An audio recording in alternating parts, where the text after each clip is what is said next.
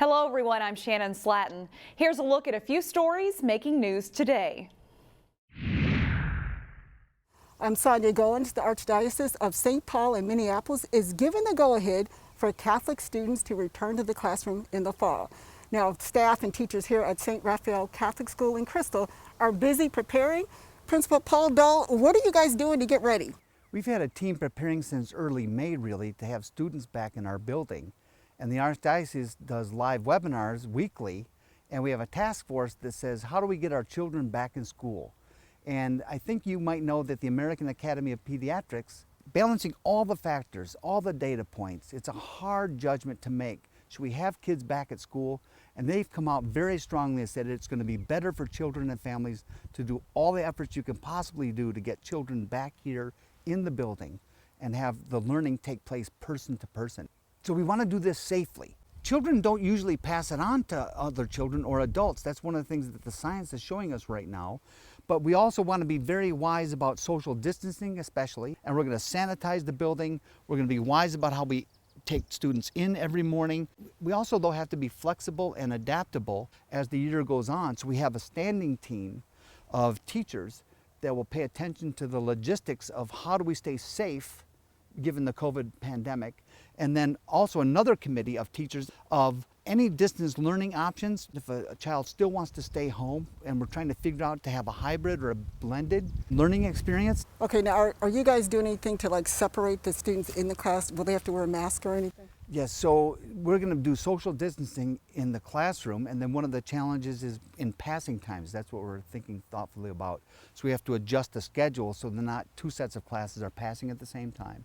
And then our cafeteria, we're adding shifts of students to eat so that we can do social distancing as well in the cafeteria. So we are paying attention to this almost in a daily way, all the way up till September 8th when we have students back in the building. So we are going to be thoughtful, we're going to be adaptable, and we're going to be safe for children to get them back into school. Okay, Principal Dahl, thank you very much for explaining what you guys are doing.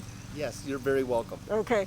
Now, meanwhile, state and local officials will decide on what to do with public and charter schools later this month. In Crystal, Sonia Goins, CCX News. A group of local residents are getting together every weekend for recreational bicycling. They call themselves the Metro Riders. Men and women of all physical fitness levels meet every Saturday morning from May to September for a unity ride. They meet at various parks including Brooklyn Park, Maple Grove, and Wayzata. A Brooklyn Park City Council member founded the club a couple years ago and says it gives residents a chance to explore the beautiful cities. Many of these folks don't know the amount of outdoor assets and resources that we have, and so this is just a way for us to just expose people to these different parks and trails around. Russell says anyone can join the free club. Participants travel anywhere from 15 to 100 miles every weekend. Russell also says the group is filled with people from all walks of life. And there are a lot of diverse inter-ethnic, collaboration and coordination and support in the suburbs.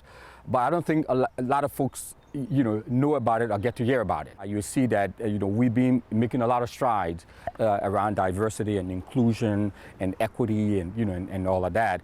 And I think this group is a testament, to that. He says it's a great way to network while staying healthy. And of course, social distancing is practice. We'll have more information on our website, ccxmedia.org. Pafu Yang, CCX News. 1, 2. We all know the benefits of exercise. It's not that I hate it, but I just don't want to do it on TV. Backwards, 2, 3. But sometimes 6, 7. I have never walked. That's it. I'm sure my dead husband is saying, what in the world is she doing? She'd never walk with me. So you just keep your balance and you go. finding that motivation to get moving requires a little Go, girl. nudge.